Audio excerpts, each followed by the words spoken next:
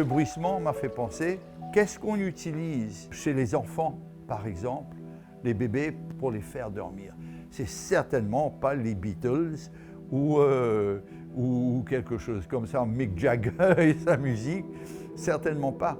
Qu'est-ce qu'on utilise toujours? C'est une berceuse. Malheureusement, à Maurice, dans notre vieille tradition musicale, il ne nous reste plus qu'une berceuse réellement à Maurice, la rivière Tanier, la rivière Latanier.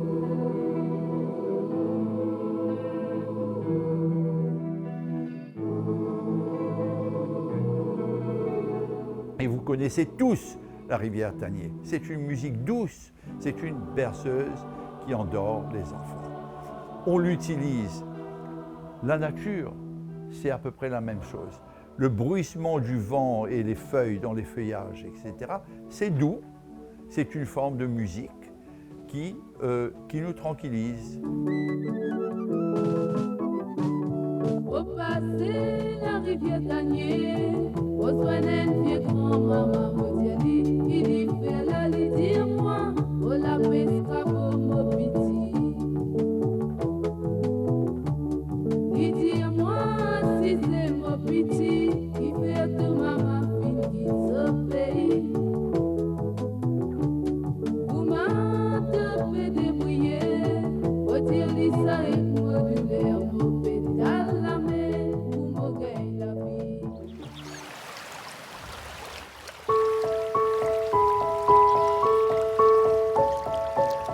Je suis à nouveau devant vous pour vous parler cette fois non de mon jardin, mais on est dans mon jardin, d'une chose totalement différente. Parce que nous sommes entourés de plantes, mais les plantes sont des choses vivantes. Et toute chose vivante vit avec des ondes, des vibrations, la vie en fait. Mais les choses qui vivent ne sont pas statiques, ne sont pas muettes. Les choses qui vivent produisent d'une façon ou d'une autre des sons. Et aujourd'hui, je vais essayer de faire ce lien entre les plantes et quelque chose d'extraordinaire qui nous entoure, les sons et la musique. Parce que nous sommes en permanence entourés de musique. Là, vous entendez un oiseau, une catovère, qui, elle, par son chant, fait un son. Mais vous savez que les arbres ne sont pas simplement des arbres seuls, les plantes ne sont pas des plantes seules. Il y a, malheureusement aujourd'hui ils sont un petit peu silencieux, mais tous les après-midi, je suis entouré de chants d'oiseaux, les oiseaux qui se perchent dans les branches, les oiseaux qui sont en train de faire, on entend le petit pic-pic du pic-pic, on entend le chant musical du condé, du boule-boule comme on l'appelle. Donc, il y a une association permanente dans la vie, dans le monde, entre les plantes et ce qu'ils hébergent et la musique. Mais depuis l'origine du temps, le monde est entouré de vibrations. Les branches bougent, les bruissements des feuilles avec le vent, les troncs qui frottent un contre l'autre, un arbre par exemple qui se casse et qui tombe et fait boum. Ce sont des sons, des sonorités et qui quelquefois sont en discordance, mais quelquefois sont en harmonie. Parce qu'en fait, la musique, on peut dire que la musique, c'est une harmonie des sons. Vous savez que si on prend une feuille d'herbe, par exemple, on tire et on souffle dessus, ça fait un espèce de son. Ça veut dire que ce sont les premières tentatives, disons, musicales. Comment on se sert d'une plante pour faire de la musique. Donc il faut comprendre que la source et l'origine même de... On entend, là je m'interromps parce qu'on entend le bruissement du vent dans les feuilles, et ça fait partie, disons, d'un accompagnement qui vient avec l'oiseau qui chante. Donc la musique et les plantes s'harmonisent complètement, qui a mené à cette musicalité que l'homme progressivement, plus tard, a développé, évolué.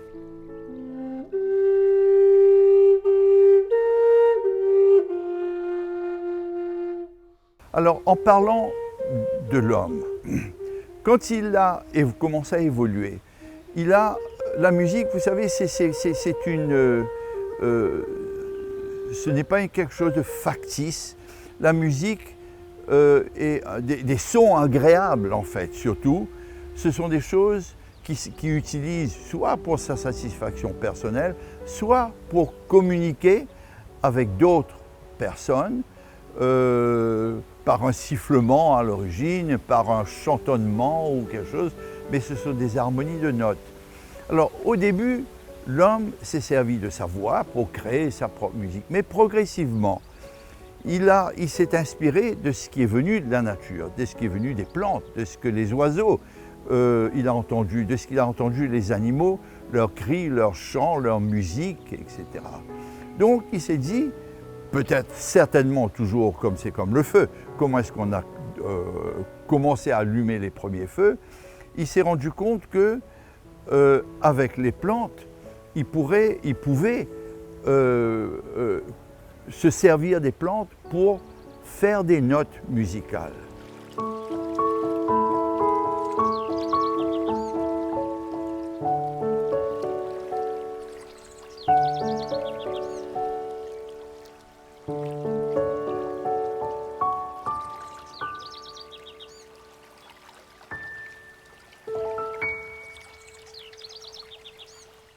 En dehors des notes, une partie de la musique, ce sont les rythmes, les mesures, les sons de rythme. Ça veut dire les tambours, les tam-tams et ce genre de sons. C'est très facile pour l'homme, au début, de se rendre compte que s'il tape sur un son, sur un tronc qui est creux, qui est tombé par terre, ça va faire un tong-tong. C'est un bois plus dur, il va taper dessus, ça fait tac-tac, etc.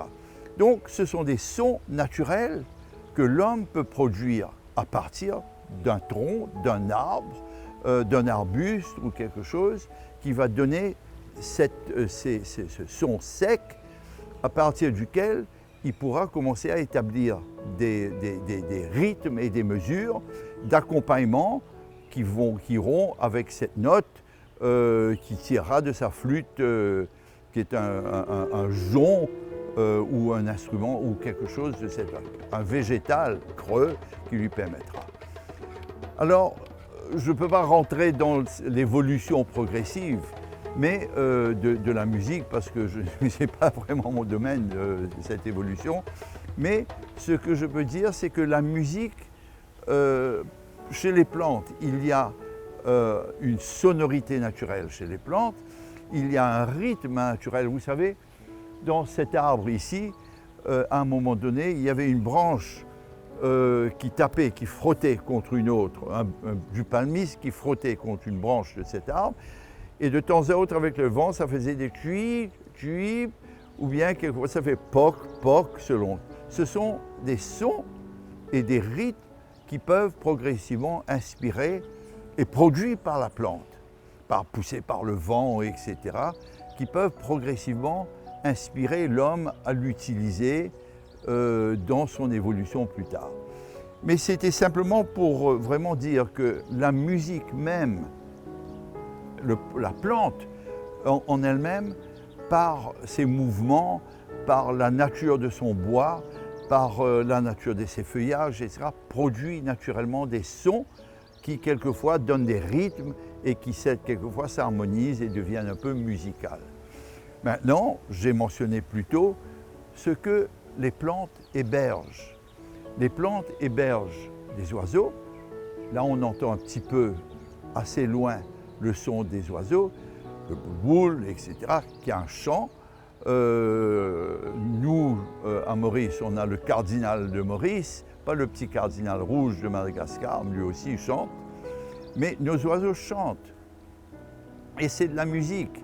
Ça veut dire, chez les plantes, la musique vient non seulement de la plante elle-même, mais des choses qui habitent et qui partagent cet environnement avec les plantes, les oiseaux et d'autres. Les criquets, par exemple, les cigales qui font cri, cri, cri, cri, cri, cri, cri, cri, cri. Tout ça, ce sont des espèces d'assemblages musicaux qu'on peut associer ou de sonorités, disons, qui peuvent être associées à la plante.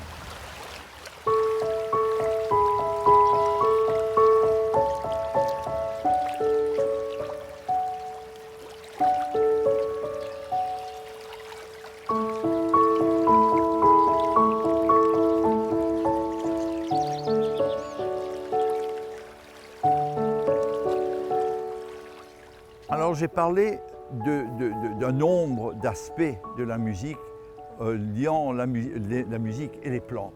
Il est évident qu'on ne peut pas rentrer dans un grand discours sur tous les éléments de la musique et les plantes, la musicalité des plantes. Mais une chose qu'on peut dire, en fait, c'est que la nature et les plantes qui forment partie de cette nature, ce sont les maisons de la musique, les maisons de la musicalité. Et donc, il est nécessaire de s'entourer de végétation, il est nécessaire de s'entourer de plantes. Il est nécessaire, comme pour nous, de nous accompagner d'une belle musique harmonieuse pour notre tranquillité. Les plantes et la nature aiment cette tranquillité et cette harmonie. La nature n'aime pas la brutalité qui repousse, la brutalité musicale, qui n'est même plus musicale, si je peux dire. Si on faisait une expérience avec une musique dure, une musique forte, une musique agressive, je vous garantis que les plantes et la végétation et les animaux n'aimeraient pas trop. Alors, la nature, pour résumer, je peux dire que la nature, c'est la maison de la musique. Si nous voulons une belle musique qui nous entoure, aidons la nature à bien prospérer, aidons la nature à être belle. Ne créons pas des déserts, ne créons pas de la stérilité végétale et animale naturelle autour de nous. Aidons ça à prospérer et vous verrez que cette nature, cet environnement, nous pourvoira, nous fournira cette tranquillité musicale qui lui est naturelle.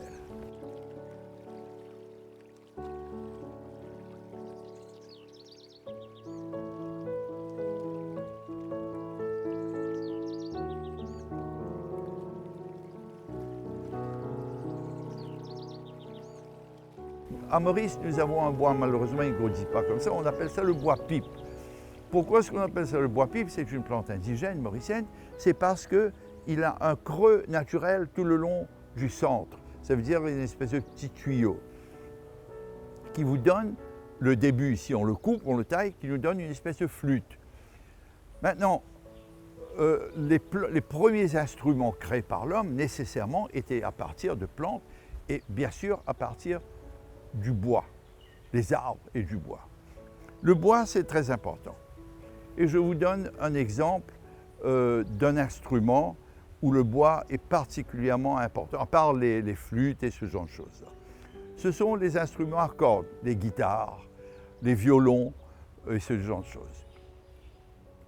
Quand on joue un violon ou on joue à la guitare, on crée des sonorités, des sons, des vibrations. Si l'instrument, le bois qui a été utilisé pour cet instrument est un bois mou, un bois, comme on dirait à Maurice, un bois maf, qui éteint le son, l'instrument musical ne sera plus un instrument musical. Il faut donc le bois approprié, un violon, ce n'est pas un pin, un cyprès, parce que lui, il va tuer le son. Il faut que ce soit un bois avec des fibres très fines qui résonnent quand on joue sur la corde du violon avec un archet, ça crée une vibration. Il faut que le bois lui-même vibre et transmette par écho la sonorité produite dans son violon, amplifiée. Donc, les plantes, les matériaux sont les premiers matériaux essentiels pour produire une sonorité musicale avec les instruments. On ne peut pas produire le même son avec un violon, avec la boîte qui était en métal ou en cuivre, où voulez-vous, on ne peut pas produire la même chose, le même son, que si c'est avec un instrument en bois, et le bon bois. Donc, le bois, les plantes sont essentielles pour les instruments musicaux et la qualité du son que cet instrument va produire. Si on a, je parlais de guitare, si on a un mauvais bois pour une guitare, le son de cette guitare va rester la même.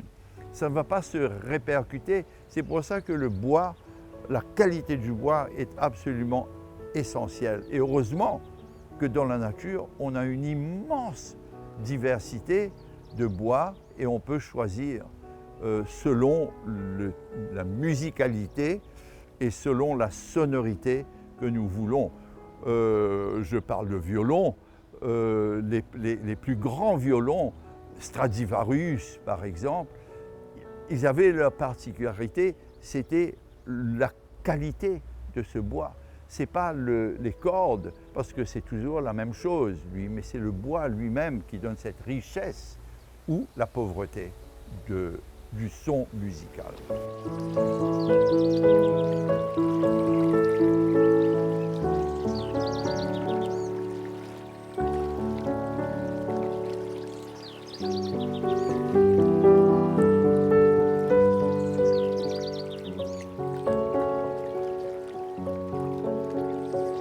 Alors je voudrais donner, disons, 2 exemples concrets de cette entente, si on peut mettre, on peut utiliser ce terme, entre la musique, la musicalité des choses et les plantes. Et pas simplement les plantes, mais le comportement des plantes par rapport à la musique. Parce que les plantes sont bien à l'origine de la musique, mais en quoi ça a assisté et a fait une harmonie, une entente. On sait aujourd'hui, que j'ai déjà mentionné plus tôt, on sait aujourd'hui que la bonne musique, la musique appropriée, aide les plantes à pousser, à grandir. Si c'est une mauvaise musique, agressive, parce qu'il faut voir que c'est toujours des ondes, des vibrations, la musique ce sont des ondes et des vibrations, et la nature et tout ce qui est vivant vit par vibration, par des ondes. Donc s'il y a une désharmonie entre les ondes produites par la musique et les ondes et les vibrations préférées des plantes, il y a une mésentente. Et donc, de ce fait, nous savons qu'il a été démontré, je vous donne 2 exemples, que la bonne musique fait pousser les plantes. Parce qu'il y a une harmonie, de vibrations, des ondes, des vibrations dans toute matière vivante, ça est une vibration. Ce n'est pas inerte comme du métal, comme de la roche. Donc, la bonne musique aide les plantes à grandir. Je vous donne un autre exemple. Ça a été démontré, ça. Je vous donne un autre exemple, par expérience.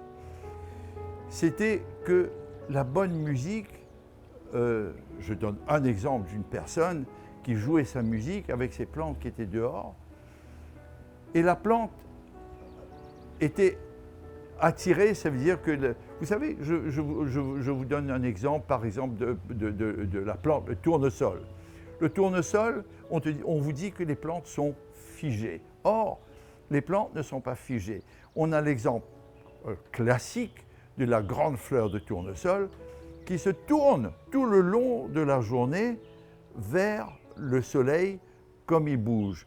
Le matin, le soleil se lève, la fleur est orientée dans cette direction et progressivement le long de la journée, la fleur elle-même, pas la plante bien sûr, mais la fleur elle-même se tourne vers le soleil quand il est en train de se coucher. Ça veut dire que quand vous avez un champ entier de tournesol, de fleurs de tournesol en fleurs, tout ce champ entier, le matin, toutes les plantes sont orientées dans un sens et au fil de la journée, tout le champ entier, les plantes sont parties à cause du soleil. La musique peut faire ce même genre d'effet parce que les plantes ne sont pas figées, statiques. La preuve, là, le tournesol. Maintenant, donc la plante, la musique, comme je vous disais, la musique, il est démontré que ça aide la plante à pousser. L'autre exemple que je donnais, c'est que, j'ai fait référence au tournesol à cause de ça, c'est que la bonne musique avec laquelle la plante particulière, est en harmonie, a tendance à se tourner, disons, se rapprocher vers cette source musicale, cette source de vibration et d'ondes. Parce que peut-être que la plante, je ne suis pas la plante, je ne peux pas savoir, mais la plante peut-être que se nourrit, et se nourrit pas en tant qu'alimentaire, mais en tant que de vibration. Sa vibration avec de la plante et de la musique sont en harmonie. Donc naturellement, la plante va se tourner vers ça. Une musique, ça n'a pas été prouvé, je ne l'ai pas démontré moi-même bien sûr, mais je pense que contrairement à cette attraction, une musique qui n'est pas tout à fait celle que la plante aime, elle aura tendance à ne pas trop s'associer à elle. C'est une association en fait qui se passe. Ce sont deux exemples démontrés, déterminés, que la musique elle-même, les bons sons musicaux eux-mêmes ont un effet sur la vie, sur l'action des plantes. Et donc, si je peux étendre ça à une plante, si une plante a une vie animale qui l'accompagne, ça veut dire les oiseaux, etc., qui changent, je suis sûr que si on pouvait demander à la plante ce qu'elle ressent, je suis sûr que la plante, avec des oiseaux, avec tout leur chant d'oiseaux dessus, serait bien plus heureuse si on peut mettre ça de cette façon, on dit beaucoup plus en harmonie avec cette vie qui l'entoure, qui l'accompagne et qu'elle héberge, la plante est plus heureuse. Ça veut dire que dans ce sens, si je peux finir avec ce terme, c'est que les plantes, depuis toujours, depuis la nuit des temps, depuis l'origine, sont par elles-mêmes et par celles qui l'habitent et l'accompagnent, et éventuellement par les hommes, sont un peu les maisons de la musique, la maison du son et la maison de la musique. La différence entre une plante et une pierre, par exemple. Une pierre, la roche n'est pas vivante. Donc une pierre va donner, on sait que cette pierre va donner le même son à chaque fois qu'on la frappe, la même musicalité, la même harmonie.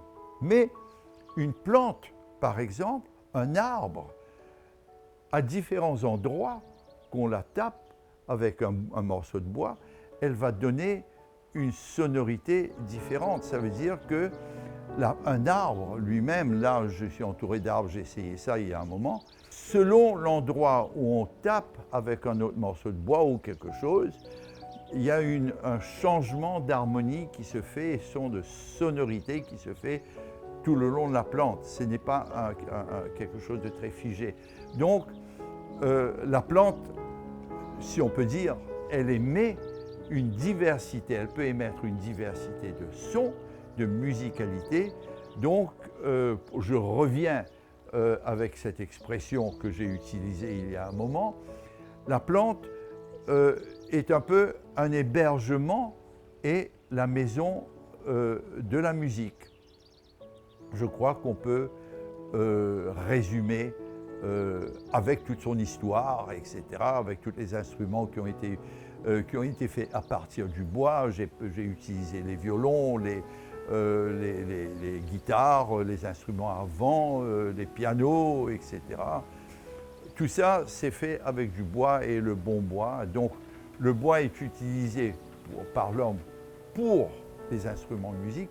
Les arbres et les plantes en eux-mêmes hébergent les instruments musicaux, si je peux mettre comme ça, Un oiseau, c'est un instrument musical naturel parce qu'il produit sa propre musique. Donc, si je peux résumer ça de cette façon, la nature, c'est à peu près la même chose. Le bruissement du vent et les feuilles dans les feuillages, etc., c'est doux, c'est une forme de musique qui nous tranquillise.